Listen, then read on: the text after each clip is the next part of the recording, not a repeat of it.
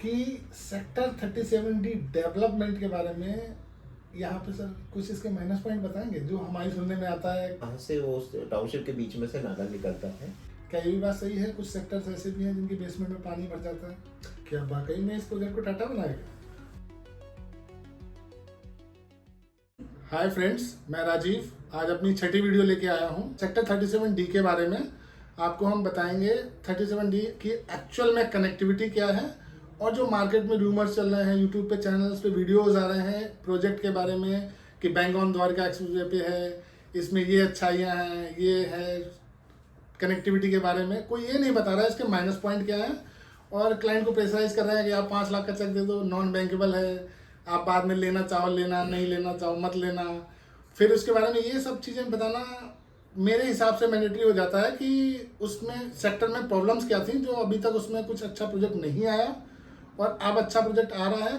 जबकि अगर हम इस सेक्टर की बात कर लें तो इस सेक्टर में ग्लोबल सिटी से कनेक्टिविटी है और NH8 से भी बहुत अच्छी कनेक्टिविटी है। दिल्ली की कनेक्टिविटी के बारे में जो बताया जाए या दिल्ली की कनेक्टिविटी के बारे में हम जानना चाहते हैं कि जो बंदा दिल्ली से आना चाहे वो कितने सिंपल तरीके से सेक्टर 37D में एंट्री कर सकता है और एग्जिट कर सकता है। तो हमारे साथ दीपक सर हैं जो 10 साल से रियल एस्टेट मार्केट कर रहे हैं, लोगों को कोचिंग देते हैं, बताते भी हैं क्या अच्छा है क्या बुरा है और कौन सी चीज़ें रियल एस्टेट के लिए इंपॉर्टेंट होती हैं वो उसमें आगे कंटिन्यू होती हैं। तो हम जानेंगे सेक्टर 37D के बारे में दीपक सर से। थैंक यू राजीव, मुझे दोबारा बुलाने के लिए। आपने अभी सेक्टर 37D के बारे में बात की। तो सेक्टर 37D जो है वो बहुत ही ज़्यादा कौतूहल वाली बात रही है हमेशा, क्योंकि ये जो सेक्टर है अप एंड डाउन अपने आप को करता रहा है। इसका मैक्सिमम जो लैंड पैच की जो ओनरशिप रही है वो एक बिल्डर रामप्रस्था के पास रही है। वहाँ पे उसने कुछ तो अपना डेवलपमेंट किया, कुछ प्लॉटिंग का डेवलपमेंट किया, उसके बाद में अपने डेवलपमेंट को रोक दिया। मैं जानना चाहूँगा सर, रामप्रस्था ने एक्चुअल में जब सेक्टर 37D में एंट्री करते हैं तो रामप्रस्था का बोर्ड दिखाई पड़ता है। ऐसा लगता है किसी की हम ऑनरशिप जगह पे घुस रहे हैं और दूसरी चीज़ों के बारे में बताया जा रहा है। तो एक्चुअल में रामप्रस्था के पास में 37D में लैंड कितनी थी और रामप्रस्था ने क्या किया और क्या उसकी तरफ से खराब हुआ कि उसको दूसरों को लैंड बेचनी पड़ी, वो नहीं कर पाया, जिसमें सिग्नेचर भी है, नवराज भी है और भी अदर छोटे छोटे बिल्डर हैं, BPTP वगैरह। लेकिन इस सेक्टर की अच्छाई तो आप बताएंगे ही, लेकिन मैं इसके बारे में पहले यही जानना चाहता हूँ कितनी लैंड पार्सल है इस सेक्टर में। ठीक है, रामप्रस्था के पास में यहाँ पे 450 एकड़ की लगभग की लैंड पार्सल है। 450 एकड़ मतलब आप छोटी लैंड पार्सल मत समझिए। गुड़गांव का सबसे बड़ा टाउनशिप उसके पास में थी रामप्रस्था के बाद में। इसके बाद में BPTP आती थी, इसके बाद में बाकी वाटिका आती थी। सबसे बड़ा एक मुश्त लैंड पार्सल रामप्रस्था के पास में हुआ करता था। हुआ क्या, जैसे जनरेशन अपग्रेडेशन आता है तो कई बार क्या होता है, एक बंदा बहुत इंटरेस्ट के साथ में रियल एस्टेट करता है, दूसरी जनरेशन उतना इंटरेस्ट के साथ में रियल एस्टेट नहीं करना चाहती, वो अपने अदर बिजनेस चूज कर देती है। तो एक तो वो लॉस हुआ, प्लस पॉलिसीज जो हुई वो उन्हें समझ नहीं पाए और उन्हें अडॉप्ट नहीं कर पाए। उनने अपने पहले प्रोजेक्ट इतने सस्ते बेच दिए कि उसमें पॉलिसी चेंजेस के बाद में प्रॉफिटेबिलिटी नहीं आ पाई, तो उन्हें वो डिलीवरी तक नहीं पहुंचा पाए। प्लस उन्हें जो सोचा था कि जितनी तेजी से प्रोजेक्ट बिकता रहेगा, मेरे पास पैसे आते रहेंगे, मैंने जो लैंड दूसरी खरीदी हुई है तो इसे भी मेंटेन कर लूंगा, मैं दूसरी लैंड को भी मेंटेन कर लूंगा, तो वो भी नहीं कर पाए। तो उसके बहुत सारे रीजंस हैं।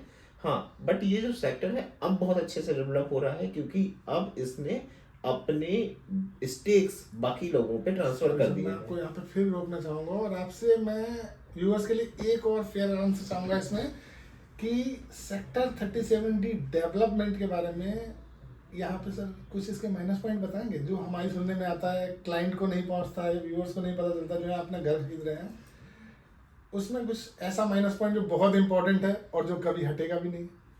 जी हाँ, देखिए वहाँ पे सबसे बड़ा तो पॉइंट जो आप सुनना चाहते हैं मैं बोल देता हूँ। वहाँ से वो टाउनशिप के बीच में से नाला निकलता है जो प्रोजेक्ट को ब्यूटिफिकेशन को खराब कर देता है, या उसमें लोग नाले को सुन के ही सोचते हैं कि मेरे को इस फेसिंग की या इसके पास की यूनिट्स नहीं चाहिए, जबकि अब लैंड पार्सल जो बचा है वो उस नाले के आसपास का ही बचा है।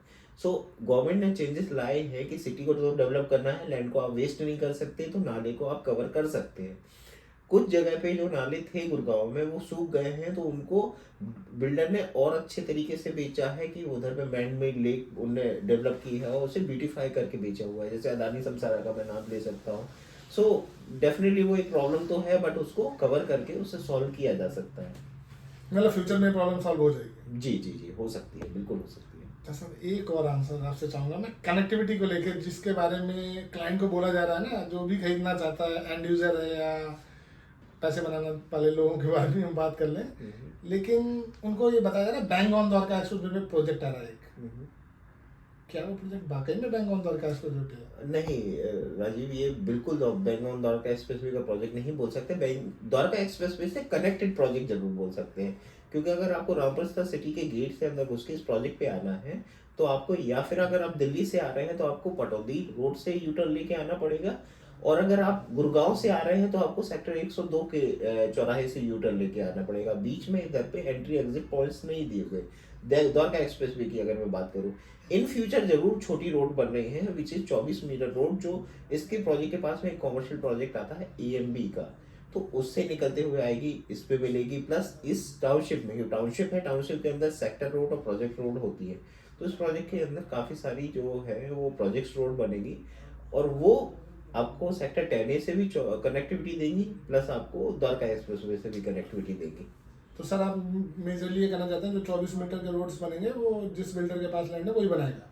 जी, होता ही ये है। एक्चुअली क्या है, हम इसे थोड़ा समझ लेते हैं। गुड़गांव में एक्चुअली दिल्ली एनसीआर में दो कॉन्सेप्ट चलते हैं, एक नोएडा कॉन्सेप्ट, एक गुड़गांव कॉन्सेप्ट। तो नोएडा कॉन्सेप्ट में अथॉरिटी लैंड देती है बिल्डर्स को, यहाँ पे किसान से लैंड ली जाती है। तो जब अथॉरिटी लैंड देती है तो अथॉरिटी इंफ्रा डेवलप करके देती है, रोड बना के देती है।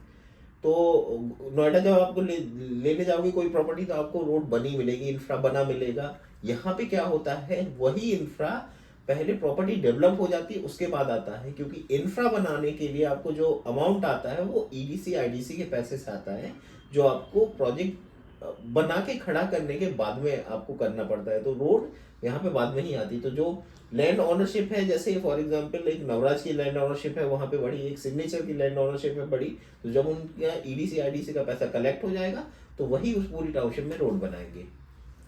ठीक है, 24 मीटर रोड बिल्डर बना देगा वो तो ठीक है, लेकिन आपने कोई एक चीज़ और बताएंगे, जो यहाँ पे अभी तक प्रोजेक्ट बने हैं, क्या ये भी बात सही है? कुछ सेक्टर्स ऐसे भी हैं जिनकी बेसमेंट में पानी भर जाता है। जी ठीक है, आपने बहुत अच्छा क्वेश्चन किया, और एक कस्टमर को जानना चाहिए, और उसकी दैट पैसों की रिस्पॉन्सिबिलिटी है जो हम टेक केयर करते हैं, उसके पैसों की रिस्पॉन्सिबिलिटी का। सो यस, वहाँ पे द्वारका एक्सप्रेसवे का एक बहुत बड़ा पैच, या फिर हम बोले कुछ सेक्टर्स जो हैं वो बेटलैंड में आते हैं, जैसे सेक्टर 102 हो गया, सेक्टर 107 हो गया, सेक्टर 108 हो गया, और प्लस सेक्टर 37D, जहाँ पे वाटर लेवल बहुत ऊपर है, क्योंकि यहाँ पे वाटर बैंक बहुत सारे हैं जो वाटर लेवल को बना के रखते हैं। तो यहाँ पे बेसमेंट जो है ना, आप बहुत ज़्यादा गहरा नहीं खोद सकते। अगर आप बेसमेंट बहुत गहरा खोदेंगे तो आपको रॉक बॉन्डिंग करनी पड़ेगी। अगर आप रॉक बॉन्डिंग करेंगे तो आपका पर स्क्वायर फीट कॉस्ट है जो बढ़ जाता है। तो इसलिए आपने इस प्रोजेक्ट में देखा होगा कि इनने बेसमेंट लेवल कम देके आपको पोडियम लेवल पार्किंग दी हुई है। Podium level. ओके सर, मतलब पोडियम लेवल पार्किंग ये कॉन्सेप्ट तो नया ही है गुड़गांव के लिए? नहीं, नया तो नहीं है, क्योंकि ऑलरेडी अगर देखें तो बहुत पुराना प्रोजेक्ट जो अब डिलीवर भी हो गया है हमारा गुड़गांव ग्रीन्स, उसमें भी बेसमेंट लेवल पार्किंग ना करके इन्हें पोडियम लेवल पार्किंग दी है। मैं इसमें अपने वर्ड करेक्ट करूंगा, podium level means 2 level podium level. क्या ये नया कॉन्सेप्ट है दिल्ली अपने गुड़गांव 37 सेक्टर के लिए? 37 सेक्टर के लिए नया है, बट गुड़गांव के लिए नहीं है। गुड़गांव में तो पोडियम लेवल 3 लेवल भी पार्किंग दी हुई है प्रोजेक्ट्स में। ओके सर, फिर बात कर लें हम, क्या नया उस जिस बिल्डर के बारे में जिसमें हाइप बनाई जा रही है, क्लाइंट को बोला जा रहा है कि हाँ आप ले लीजिए प्रोजेक्ट अच्छा है, आप बताएंगे उस बिल्डर के बारे में कुछ? सिग्नेचर के बारे में तो कोई भी बहुत नई बात नहीं रह गई है, क्योंकि बहुत लोगों ने बहुत कुछ बोल दिया है। मैं भी वही चीज़ रिपीट करता हूँ कि एक रिलायबल बिल्डर है, लिस्टेड बिल्डर है, ठीक है ना। लिस्टेड होने से मतलब ये होता है इसकी फाइनेंशियल कंडीशन अच्छी है। रिलायबल बिल्डर होने से अच्छा है कि इसके पास्ट डिलीवरी बहुत अच्छी है। सर मैं इसमें ना जो आपसे पूछना चाहता हूँ ना कि सिग्नेचर तो ठीक है सर, सिग्नेचर, लेकिन जो हाइप बन रही है मार्केट में लग्जरी प्रोजेक्ट के नाम पे, 3 करोड़ 2 करोड़ 4 करोड़, इनकी हम बात करना चाहेंगे।